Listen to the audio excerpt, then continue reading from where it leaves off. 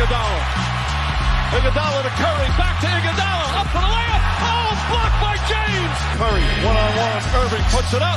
It's good. Kyrie Irving from downtown. The three, steps back, crossover, puts up a three.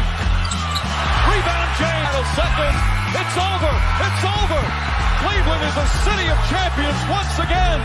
The Cavaliers are NBA champions. Cleveland, this is for you.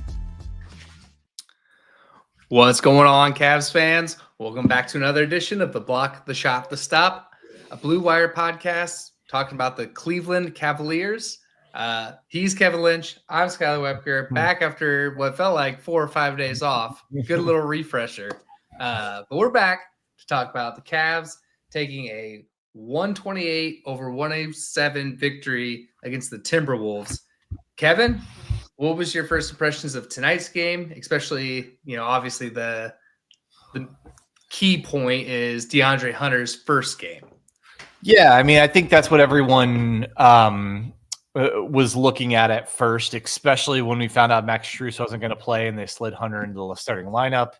But Evan Mobley quickly took the attention there. I think he had 6 points and 3 rebounds in the first 3 minutes of the game, and just kind of led the Cavs to, I believe it was a 16-0 run to start the game, and obviously never really looked back from there, and kind of put it on cruise control to a really nice win against a Minnesota team that is super talented. It's the whole is less than the sum of the parts, I think, with that team. But they are super talented and one of the best players in the league, and to kind of control a game from the outset like the Cavs did was really great tonight. For those that didn't get to watch the game, the Minnesota didn't score their first bat. They were 7 minutes into the first quarter before they scored their first point, and it came off of a free throw. So that's how this game started, is that Minnesota was just brick after brick after brick. I mean, they tried everything from the 3-point line to getting layups, and they couldn't get started in this game. They couldn't. It was so at the end of the first quarter, it was 30-12, and it wasn't that close. I think it was like, I think the Cavs were like 16-0 to start, and I know they're at 22-3, like that halfway through the quarter break, and the Wolves had to like go on a run to make it a 30-12 first quarter. It just gives off the vibes of that YouTube clip of like Chris Paul nails a clutch 3 to cut the score down by 42. Like it's just a hilarious meme. I did not realize the volume shooter that Ant Edwards is, or I guess had to be in this game. Holy cow.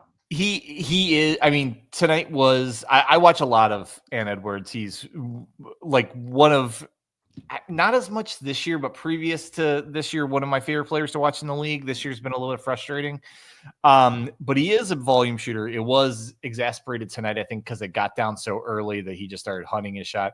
Which was true tonight and has been true for the season, is that like 50% or more of his shots come from 3. And he is one of the best players in the league at attacking the basket between, his handle, his size, his athleticism. I think it's kind of a waste for him to take over 50% of his shots from 3, even if he is a pretty good 3-point shooter. I just think that's not capitalizing on his on what he does best.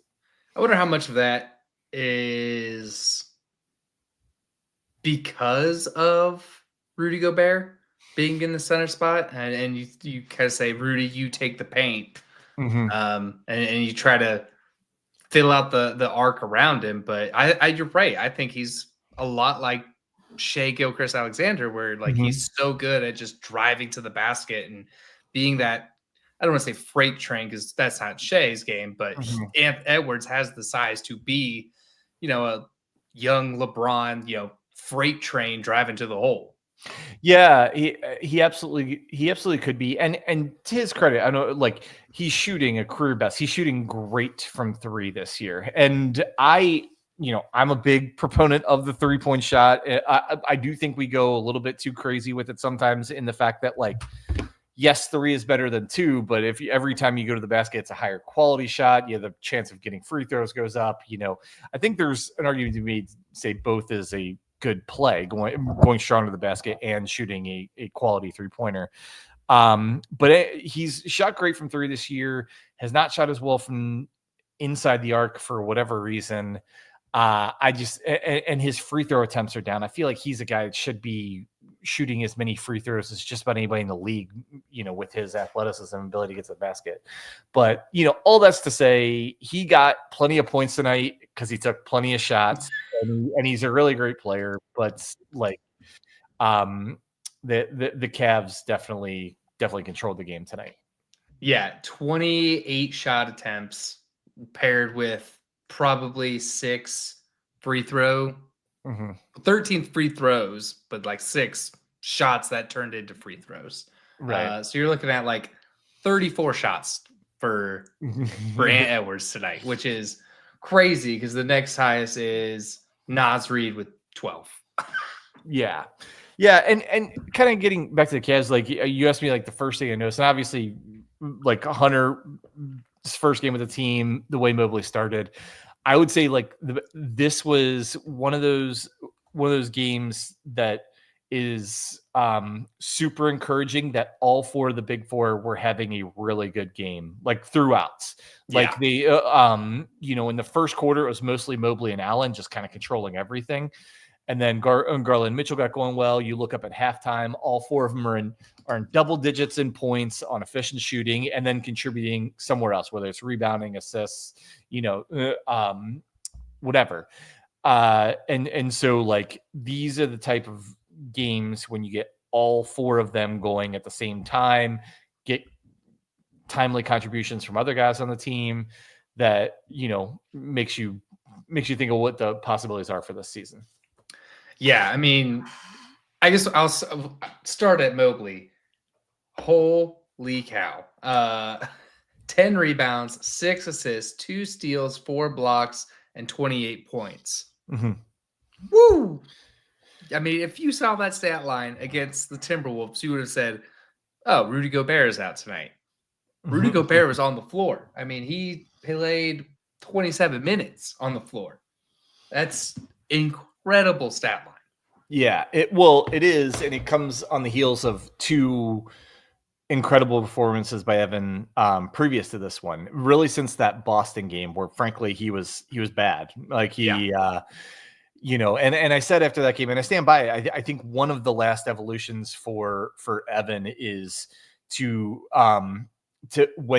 be a great player, you have to make an impact on the game on your bad nights, so to speak. Like that night, like Jason Tatum wasn't very good. He still scored 21 points and had 10 rebounds.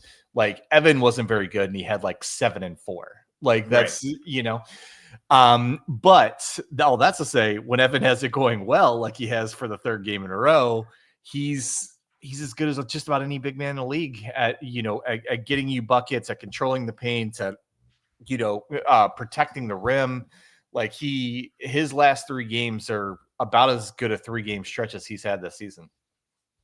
Sydney's commenting on your sick old school logo hat, man. Thanks, Sid. Appreciate it. Yeah, I mean, this is why he's an all-star, first time all-star, but I would venture to say perennial all-star. Even if he just has seasons like this every time. That's a perennial all-star. And yeah, I think a couple of weeks ago when that first Thunder game, Richard Jefferson said, we probably have like 70% of Evan Mobley unlocked. Like there's still so much more room for this guy to be MVP caliber, perennial MVP caliber player. So I'm just so happy that he's on our team. Yeah, no, he was fantastic tonight. And I mean, and we'll go up and down and talk about everybody, but like the one other thing I wanted to point out was like Donovan Mitchell, just like once the game was, pretty much put away in the fourth quarter, he decided, I want to go down and find Rudy Gobert every time and take him to the paint. He didn't even make him like come out and put him on skates to blow by him. He like took him to the paint and like shot floaters over him, did turn around jumpers over his outstretched arm. Like that was about as intentional as I've seen a small guard go at a 7-footer in the paint as I can remember. Dude, that was like as intentional as Kendrick singing about Drake at the Super Bowl halftime, man. I mean, he still has such bitter feelings about Utah and the way things ended in Utah. And it's obvious. It was really obvious. It was. I think those feelings, at least a bulk of those feelings are for Rudy Gobert, because you saw him like with Joe Ingles tonight joking around. Like he gets on with those guys. I don't think it's like a whole thing about his time in Utah. I think it's kind of squarely on Rudy. And in fairness, he wouldn't be the only guy in the league that doesn't enjoy Rudy's company. Yeah, I think it all stemmed from that 2020 COVID. Yeah, like intentionally touching the mics and then getting COVID and then starting the bubble, where they were like a really, really good team that year. They went to the Western Conference Finals that year, bubble and all. So, I think Donovan Mitchell still has hard feelings about Rudy Gobert in that situation. Yeah, and I don't know. That was just fun. It was. It's fun when something kind of can keep you engaged. You're entertained when a game's kind of a blowout in the fourth quarter, and that kind of just when I was about to kind of like fade out from the game, like maybe start doing some dishes while I was still watching it. He started doing that, and I'm like, okay, I'm gonna watch to see where this goes.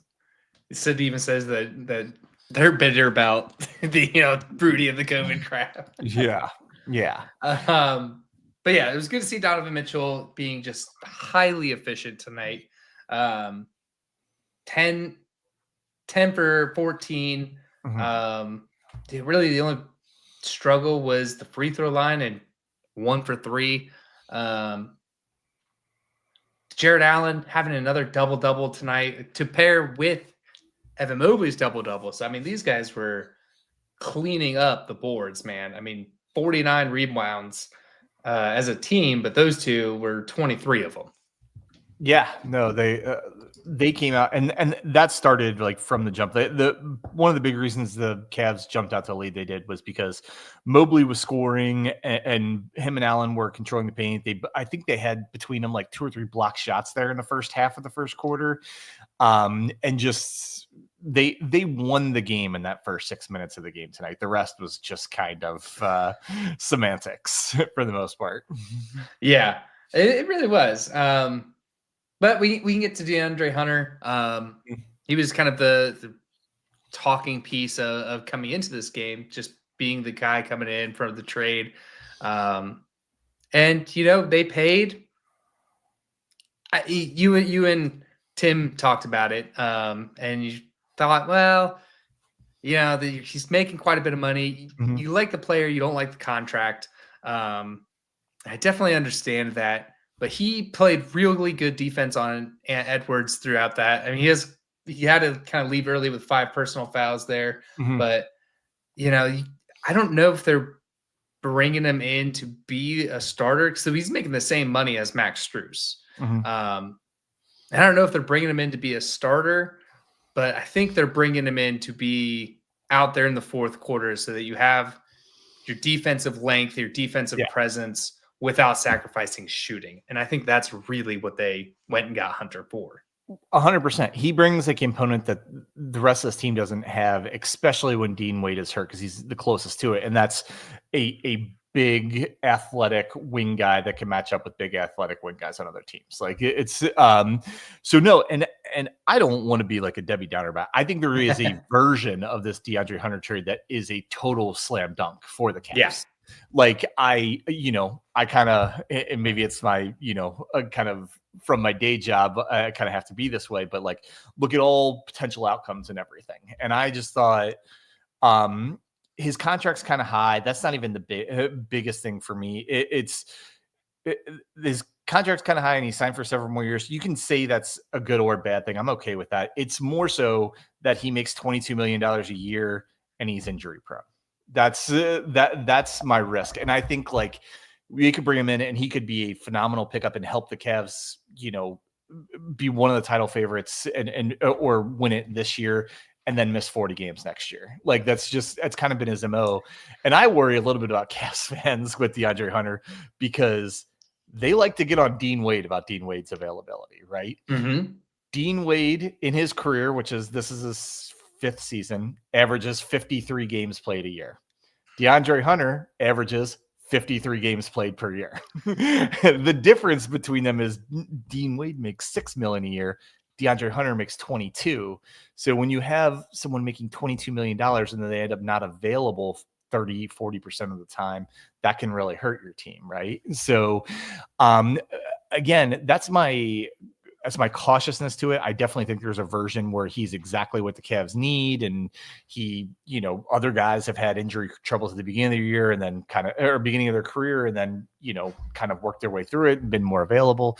So, but that's my biggest thing. It's the amount of money he makes and the injury and his injury history. And you were talking about starting him or ride the bench. I want to get your take on this. Like I was listening to one of our friends, Zach's podcast yesterday. He actually had Luca from Real Cavs Fans. Oh, nice. And he was talking about, he did a podcast with the guys from his network that cover the Hawks.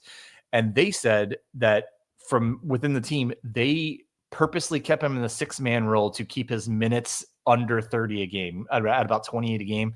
Because anytime he got to 30 or more, he started having injury bug things come up.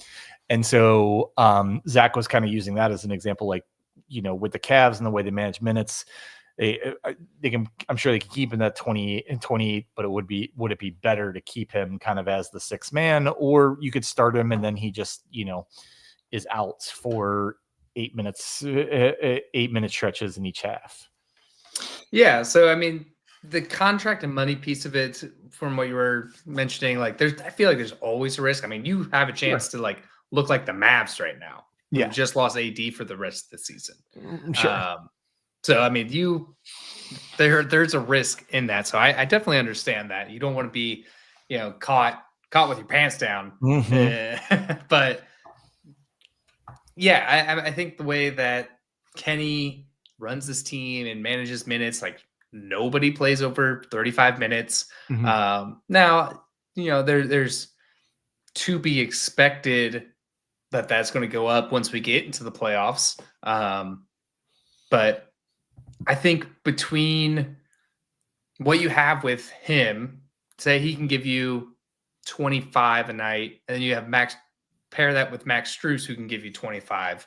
I think, having those guys available, it definitely helps, especially because Max is kind of a 3-2 kind of forward, and DeAndre is definitely a 3 or 4 kind of forward, so he can play up. It definitely improves their chances this year. I have no doubt about it, because all they basically gave up, and I don't want to say all. Tim and I went through how much we appreciate Karras and Georges and hope they do well, and I stand behind that. But like the way things were going, both LeVert and Niang were going to get squeezed out of the playoff rotation minutes. Yep. So you're basically trading 2 guys who, in all likelihood, aren't going to play much in the playoffs unless there's injuries or something, for 1 guy that will. Like DeAndre Hunter will be in your top 7-8 players and play 25 plus minutes in the playoffs, assuming health and foul trouble and those kind of things, right? So I have no doubt it'll help them this year. I also think it's great because the longer these Dean Wade and Isaac Okoro injuries kind of drag on with no real updates, we're not to the point of getting nervous on missing the playoffs, but you would like them to come back and play enough to get in a rhythm before the playoffs. And now we're, 20 something games away from the end of the regular season. And so all that's to say, for everything I said, I like the DeAndre Hunter move. It makes me a little bit nervous, especially long term. And I'm just always somebody, I don't love trading for someone when they're having their career year, which he is, but that doesn't mean he can't have another career year, have an even better year next year or anything, right? Yeah, I mean, like you said, availability is a trait, that is a skill. And he hasn't really proven that for the Hawks. And part of that could just be, I mean, there's a million factors that go into it. It could be how the coach plays you, the style of basketball you're told to play, the minutes, could just be him and his body, and that's nothing we can change about that. So there's 1,000 different variables, but Sure. I do think that he's better for this year, and you have him for 2 more years. So really, all you gave up was 2 months of Karras and next year of Niang. So you gave up 1 year of Niang and 2 months of Karras for 2 months and 2 years of DeAndre Hunter, and then some lottery tickets. Right, and the draft picks, which are nothing more than like currency in the trade market, like like nowadays. But anyway, I was actually just fact checking one thing. I think Hunter signed for 3 more years after this one. I don't know if last year had the player option or not, but he definitely is signed through 27, 28. Nope. My apologies. You're right. It is 2 more years after this one at like 23 and a half and then almost 25. Yeah, I mean, it's a lot of money, but if we as in the Cavs get the DeAndre Hunter of this season for the next couple of years, the trade's a huge win. Like if we get the guy from the previous few seasons who was more like averaging 14 points a game instead of 19 and shooting a little bit worse and missing more games, then might not be as good a trade. All that's to say, I think some people just went like, this is such a huge win, it's the greatest trade we've ever made. I was like, I see a version of this as really good. I see a version of this where there's risk involved too, like more than a little risk. And that's all I was gonna say. But I actually think for this season, it is a huge improvement in their playoff rotation, because now, assuming health, which is a big thing to assume for any NBA team, especially the Cavs team with a couple of guys, having an 8-9 man rotation of the big four, Hunter, Strus, Wade, Okoro, Ty Jerome, that's as good of a rotation top to bottom as anybody in the NBA has. Absolutely. And I think part of the reason I think the Cavs are okay making this trade is what Jalen Tyson has shown them. Like, he has shown that he can contribute at an NBA level. He had 2 kind of rookie air turnovers tonight, but other than that, like, he was plus 16 when he was on the floor. And he was in there for good stretches of the game, not just garbage time. I think what Jalen Tyson has shown you made it okay to part ways with Georges Niang also. Knowing, minutes, like you said, minutes are going to get squeezed. But it felt like there was a bit of a redundancy between Georges Niang and Jalen Tyson. The only kind of factor that you have in there is an NBA vet and a rookie. Yeah, I think, and honestly, this year, I don't know if everybody agree with me. I think Georges Niang was much more important than Karis LeVert was to the Cavs this year. One, because of his size and the Cavs' lack of like reserve size on their roster, and what was so important is Niang has the availability skill, right? He never missed a game as a Cav, and it was like 130, 140 games, I think, including the playoffs. Didn't miss one of them, and that is key, so that when other guys have bumps and bruises or are seriously injured, you still have a quality rotation person. Like Georges Niang is a hugely important guy for the regular season that frankly gets squeezed out of minutes come playoff. He's just a fringe guy in that regard. That said, and how I kind of see your point and agree with you is that I think Jalen Tyson is one of the guys that could take enough regular season minutes so that the depth doesn't become compromised and you end up having to play starters more than you were previously, when you're doing like a 2-for-1 type trade like this. And so, yeah, I mean, I think they feel, I think they're encouraged by, and he might be at the top of the list, but like even Craig Porter Jr., I think they really think they could get some value out of him, and we've seen it with Sam Merrill, and then like Ty Jerome, who was phenomenal again tonight. Is Ty Jerome been their 5th most important player this year behind the big four? Yeah, I mean, he has absolutely. to be, right? That guy just continues to like, I don't know, continues to make himself a lot of money for next year, and he continues to just like make winning plays. And you would think it's such a bad position for someone to be in, to be the backup point guard on this team behind Garland and Mitchell, but he has found a way to thrive in that position, kind of change his game a little bit to fit, playing with both of them, to on nights when one of them doesn't play, that he kind of has to increase his the playmaking load he takes on. And that guy, I don't know. I can't. We're at the point now. It's no longer like fluky if he stays. I mean, he's been doing it for the entire season, and frankly, he should get some votes for 6th man of the year, in my opinion. Yeah, I think I saw that Hunter is 2nd and 6th man of the year to, I forget who he's behind, but put some respect on Ty Jerome. Peyton Pritchard.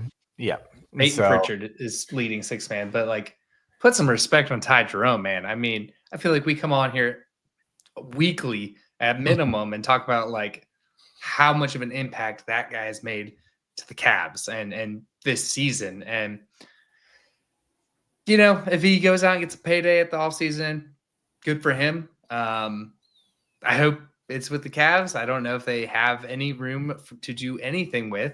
They have a partial cap hold on them, but I don't think it's going to be enough to keep them. Yeah. But thank God he's on our team for this year, because let me pull up the stats again. I switched tabs. Ty Jerome, 15 points, plus 14 on his plus minus, 4 assists, 2 rebounds, a steal, and the steal was like to take it and hit a 3-pointer at the buzzer beater, which, by the way, the Cavs got called a technical on for excessive celebration. Have you ever seen that before in your life? Oh, who cares? Let them celebrate. Like, it's fine. They just hit a buzzer beater to go into the half, and you're going to call excessive celebration? I might not. I think it was maybe going into the 4th, whatever it was. Yeah, it was going into the 4th. It was going to the 4th quarter, yeah. No, because at the end of the first half is when Anthony Edwards got his technical. Yeah, that's when Ant got his for barking at the refs. Yep. All this to say, it was, great seeing Hunter in his first game of the Cavs. He had a fine game. It wasn't, it wasn't so much about tonight as it is, getting him acclimated to the team, and then, with the contributions he can make down the stretch and in the playoffs. The other interesting thing, now that the dust is kind of settling on the trade deadline, the Cavs do have to fill one more roster spot. I'm sure they're kind of waiting to see if there's any more buyout guys, and if they want to go that route, or I'm assuming if no buyout guy shows up in the next week or so, that they're going to convert one of their 2-way players. I would guess JT Thor, but I could be wrong about that. Only because of his, size and everything, and 2-way guys can't be on playoff rosters. So I would think they would put JT Thor on just in case an injury happens and they need another big guy on the playoff roster. But I am kind of interested to see. Have you seen anything from the buyout market? Anybody that's like, you think might pique the Cavs' interest, or anybody that may be coming there? Well, it's not Ben Simmons. Yeah, he signed. That was the person that they were tied to in the buyout market, but he ended up going to the Clippers. I really haven't seen any names on the buyout market. I haven't seen anybody like reporting anybody getting bought out. Like, it's been slim pickings when we thought the buyout market was going to be a little more luscious. Yeah. Yeah, you're right. I mean, the biggest name in the buyout market, especially for centers, is Daniel Theis. And not exactly, somebody's going to change the trajectory of your team or anything. The other problem is now, and we're not a podcast has to talk about the Lakers, but like it does the fact that the Lakers trade for a center for Mark Williams got rescinded. They're now going to be super aggressive on the buyout market for centers. And so I thought the same thing when I saw that. And so that may affect who the Cavs can get, if anyone. And, the best move might, instead of, grabbing somebody just because they happen to be taller or something, maybe the better move is converting one of these two-way players to a really, friendly contract for the next few years and then try and develop them into a contributor off the bench the same way they have so many other guys. Nothing wrong with going that move. But yeah, I was kind of thinking the same thing. Doesn't seem to be nearly as much much out there as they thought there might be. And so I'm sure they're just kind of giving it a little bit of time to make sure nothing else pops up. Would it be crazy to convert Amani Bates? Wouldn't be crazy. I mean, he's not going to be on the playoff roster, so you know that. Yeah. I see what you're saying.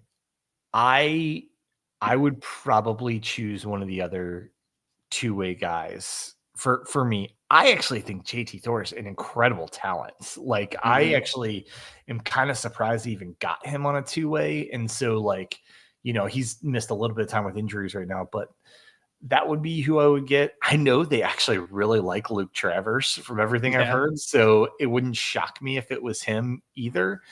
I think it would have to be one of those three, but I don't know. I don't know that it'd be crazy, but my best bet would be on Thor. Like, I'm just saying Bates because they like him. They liked him coming out of the draft, but haven't put much faith in him, on court or, off court. So to me, like, if they did that, that would be kind of like, this is your last chance or last opportunity type of situation. Yeah. Not saying that the other guys don't deserve it. Travers actually got some minutes tonight, 2 minutes. Yeah. Yeah.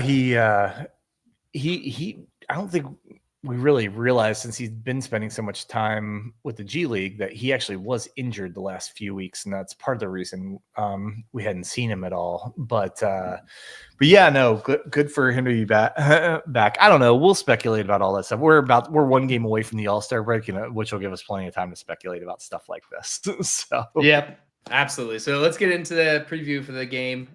We go over it quickly because I hate to say it, but it's just the Raptors.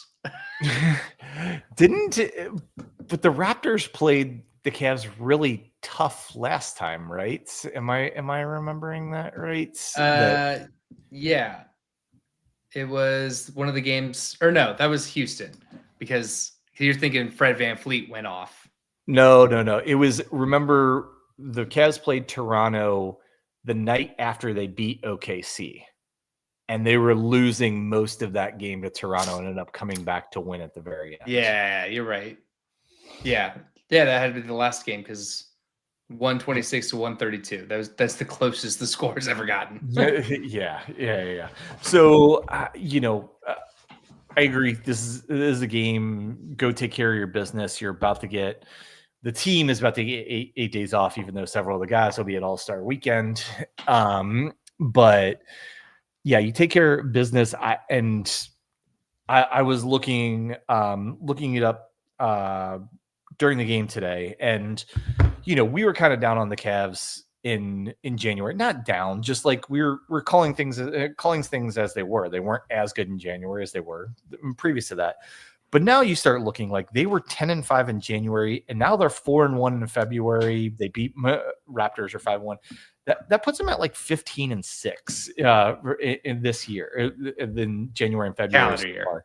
Yeah, calendar year. And they're like, and which is probably a top 4 or 5 record over these 2 months.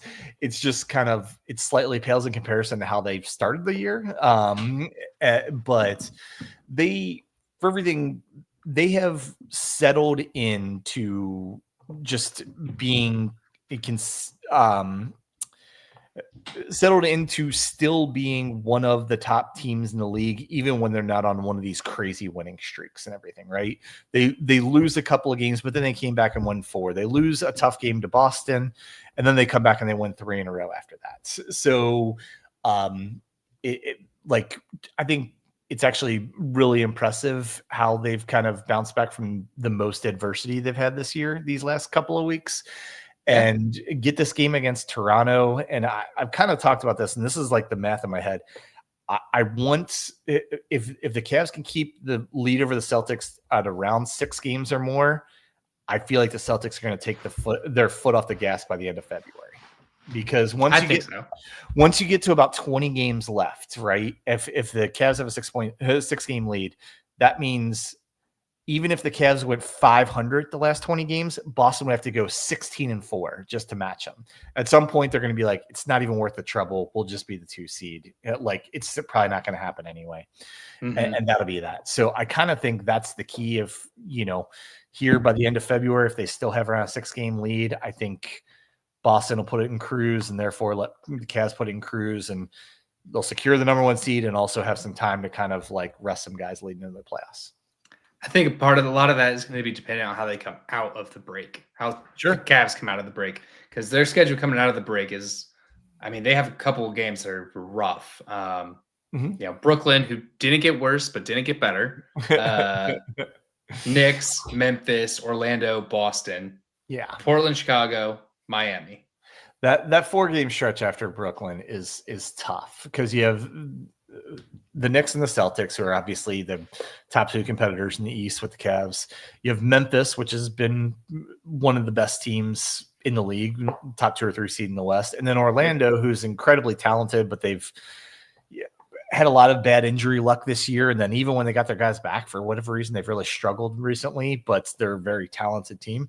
That's a really tough 4 game stretch, as you said, kind of right at the start of the coming out of the All-Star break. So I agree with you. It's any time that you can play the Torontos and keep the distance between you and Boston, or add a game to it, because I think Boston has San Antonio on Tuesday night. Yeah.